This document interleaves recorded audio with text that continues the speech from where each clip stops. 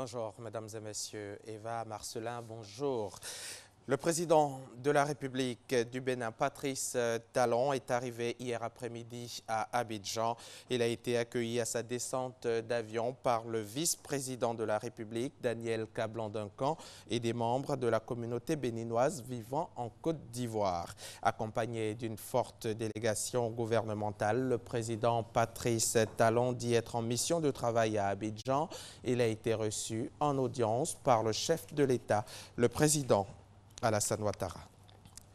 Un nouveau gouvernement de 28 membres est mis en place depuis hier mercredi. Le premier conseil des ministres a eu lieu dans l'après-midi d'hier, donc en présence du chef de l'État, le président Alassane Ouattara.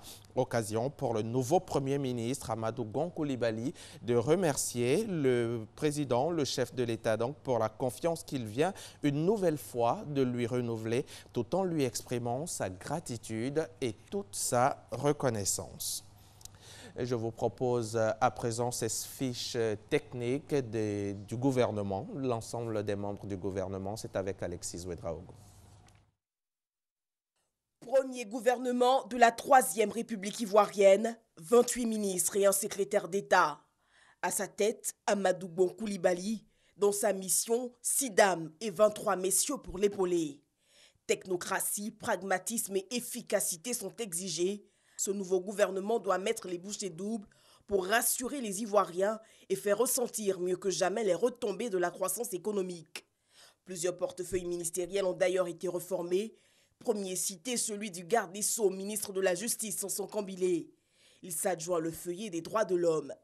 La ministre Marietou Koné, elle étendra son voile de solidarité aux femmes et à la protection des enfants. L'agriculture devra aussi se pencher sur les questions de développement rural. La ministre de la Salubrité, Anne-Désirée Ouloto, ne passera plus simplement ses bulldozers. Elle déploiera ses ailes pour protéger l'environnement et promouvoir le développement durable. Avec elle, le tout nouveau ministre Thierry Tano, qui lorsqu'il parlera pétrole et énergie, devra penser énergie renouvelable. L'économie numérique et la poste accueillent la communication pour une meilleure fluidité de l'information. Pour être plus proche des travailleurs, Jean-Claude Kouassi lui parlera emploi, mais aussi protection sociale. À la présidence, Patrick Hachi tiendra lui désormais la barre du secrétaire général. Aux affaires présidentielles, Téné Ouattara, ministre auprès du président de la République chargé de la Défense, Alain-Richard Donwahi, et pour que la cohésion sociale demeure, le ministre d'État auprès du président de la République chargé du dialogue politique et des relations avec les institutions, Jeannot Kouadio Aoussou.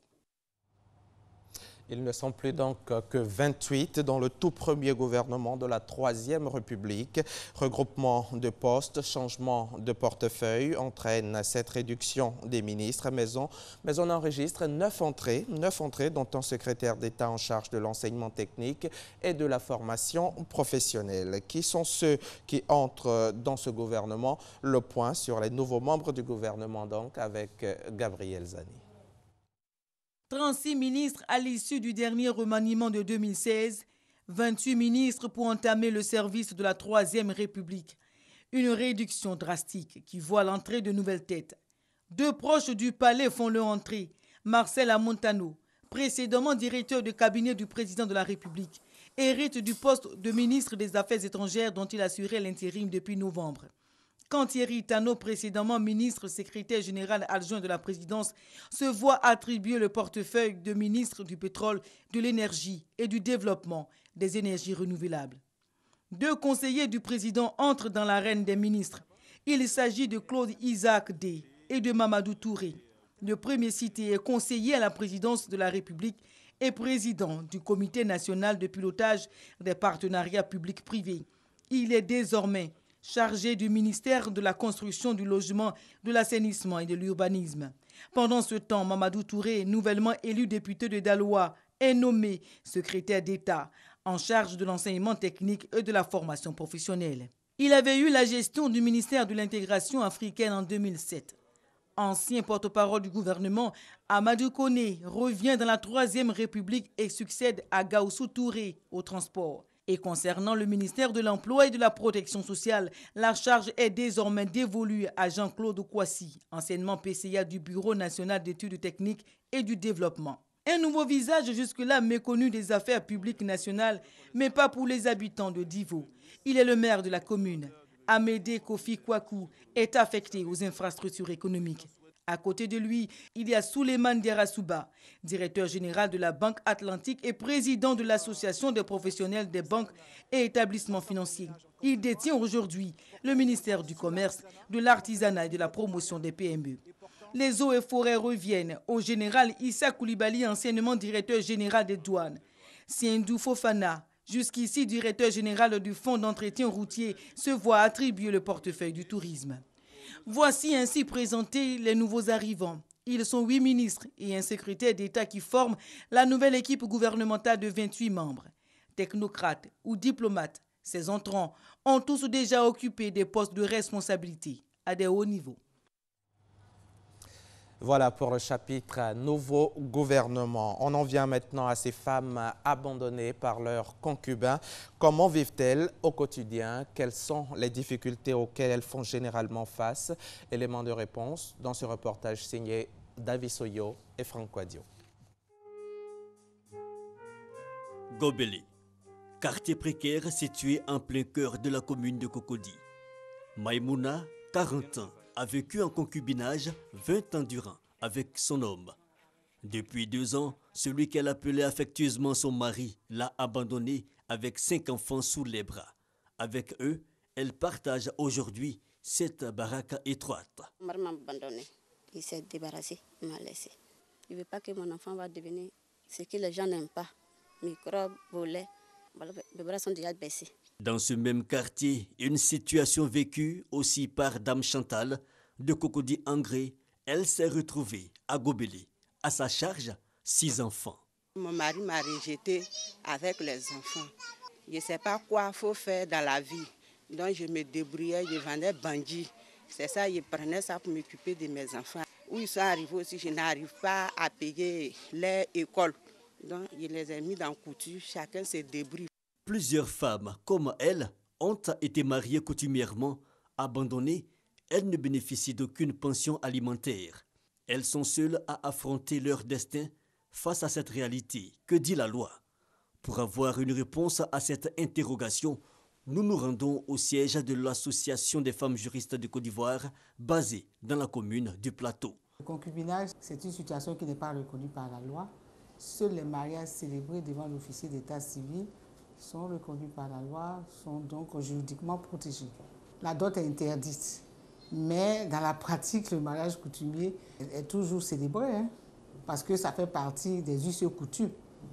Il y a aussi le cas des femmes délaissées, même pas liées à leur conjoint par le mariage coutumier.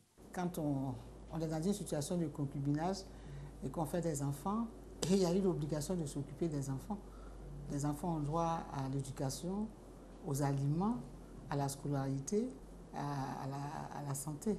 Une certitude, le mariage coutumier n'est pas reconnu par la loi. Un drame pour certaines femmes, l'ONG Femmes Battantes leur apporte assistance et réconfort en contribuant à leur autonomisation. Je dis merci à ma très chère présidente qui m'aide à me prendre en charge, qui par moment nous apporte de l'aide à travers certaines sociétés qui nous donnent des prêts. Et après, on prend pour faire nos commerces et on rembourse. Une femme qui a fait 15 ans, 5 enfants dans le foyer, même si elle n'est pas mariée, ils ont vécu concubinat, qui la laisse. Elle a un petit pension que le monsieur doit la verser pour qu'elle puisse s'occuper de ses enfants et elle-même. Le concubinage, une pratique courante en Côte d'Ivoire et sans couverture juridique, les conséquences sont souvent désastreuses. Par exemple, les enfants livrés à eux-mêmes et qui se retrouvent à la rue, s'adonnant au banditisme et à la prostitution. Barack Obama, le président sortant américain, a délivré mardi soir un vibrant discours à Chicago, le dernier de sa présidence. Le chef de l'État américain, parfois très ému, a vanté le bilan de ses 2 mandats et prononcé un long plaidoyer pour la démocratie. Dans son discours d'adieu émouvant, Barack Obama a remercié à Chicago les Américains pour leur soutien, assurant que l'Amérique était aujourd'hui meilleure et plus forte que lorsqu'il est arrivé au pouvoir il y a 8 ans. La Côte d'Ivoire a clos son stage de préparation de la CAN 2017 en battant l'Ouganda 3-0 hier mercredi au stade de New York University d'Abu Dhabi. Les buts ont été tous inscrits en deuxième période par Jonathan Kodja, Wilfried Zaha et Serge Aurier. Un résultat qui promet une bonne entrée en lice pour les éléphants qui entrent dans la compétition lundi prochain face au Togo à Oyem. 3 jours après son succès face à la Suède, la Côte d'Ivoire a achevé sa préparation par une deuxième victoire très probante contre l'Ouganda ce mercredi en match amical à Abu Dhabi. Plutôt dominateur dans ce match, les hommes de Michel Ducieux ont mis 45 minutes pour prendre la mesure de leur adversaire. C'est l'attaquant d'Aston Villa, Jonathan Kodja, qui a ouvert la marque pour les éléphants sur une passe décisive du Parisien Serge Aurier à la 51e minute. C'est Jonathan Kodja qui va trouver l'ouverture. Si souvent décisif au cours des derniers mois, l'avancante des éléphants, Jonathan Kodja, a manqué d'inspiration et de réussite en première période. Lancé en profondeur, Wilfried Zaha doublait le score pour inscrire son premier but à l'occasion de sa deuxième sélection à la 59e minute.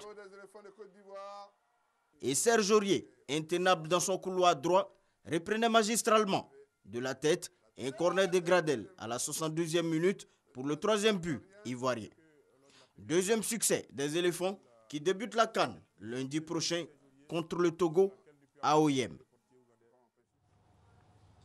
C'était un reportage de nos confrères de RTI Sport. Au Gabon, la peur gagne les anciens collaborateurs d'Ali Bongo.